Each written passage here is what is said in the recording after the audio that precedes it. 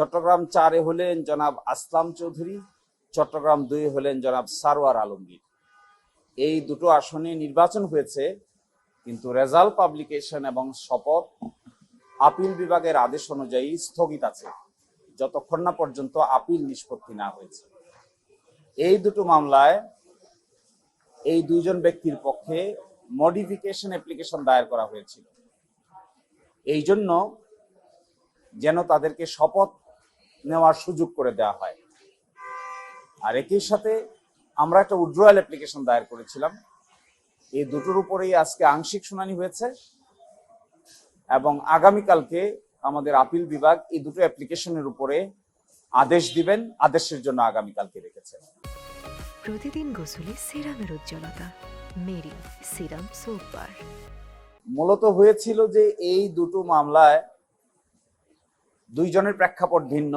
একজন যিনি জনাব আসলাম চৌধুরী, ওনাকে নির্বাচন অফিস অ্যালাউ করেছিল, আপিলেও অ্যালাউ করেছিল।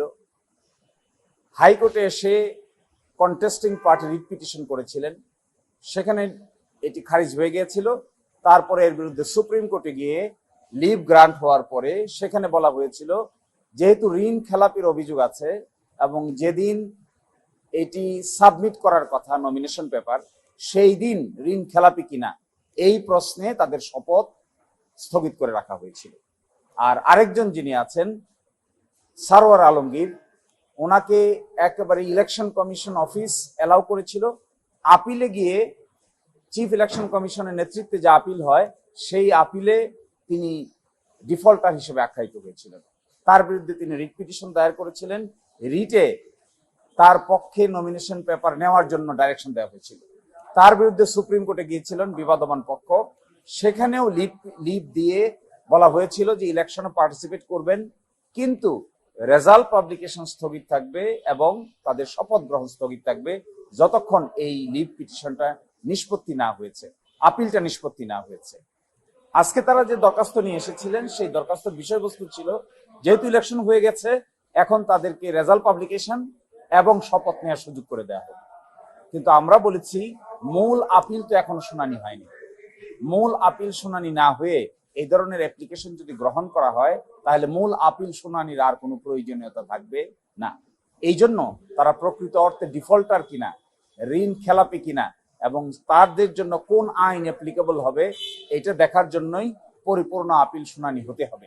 তো আগামীকালকে আদেশ মূল আপিলের উপরে না, আগামীকালকে আদেশ হলো ওই দুটি দরখাস্তের উপরে আদেশ থাকবে না। এখানে সময়সীমাটা অ্যাপ্লিকেবল হবে না, কারণ এখানে তো আদালতের আদেশে বিষয়টা স্থগিত আছে।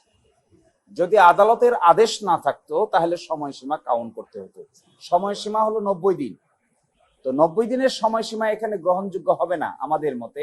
এই জন্য, কারণ বাংলাদেশের সর্বোচ্চ আদালতের একটি আদেশের ভিত্তিতে রেজাল্ট পাবলিকেশন এবং শপথ নেওয়ার কার্যক্রমটি স্থগিত আছে। যতক্ষণ না পর্যন্ত আপিল বিভাগ থেকে এটা ক্লিয়ার না হচ্ছে, ক্লারিফাই না হচ্ছে, এখান থেকে সুনির্দিষ্ট আদেশ না আসছে, ততক্ষণ পর্যন্ত তো শপথ গ্রহণ করার কার্যকারিতার যে মেয়াদকাল, এই মেয়াদকাল প্রযোজ্য হবে না। যদি আদালতের আদেশ না থাকে, তখন যদি 90 দিন পার হয়ে যায়, তখনই এই কথাটা প্রযোজ্য হবে এবং স্পিকার প্রয়োজন বোধে মেয়াদও বৃদ্ধি করতে পারেন। আর এখানে তো আদালতে বিচারাধীন রেখে মাননীয় স্পিকারও তো চাইলে এই মেয়াদ বৃদ্ধি করতে পারবেন না।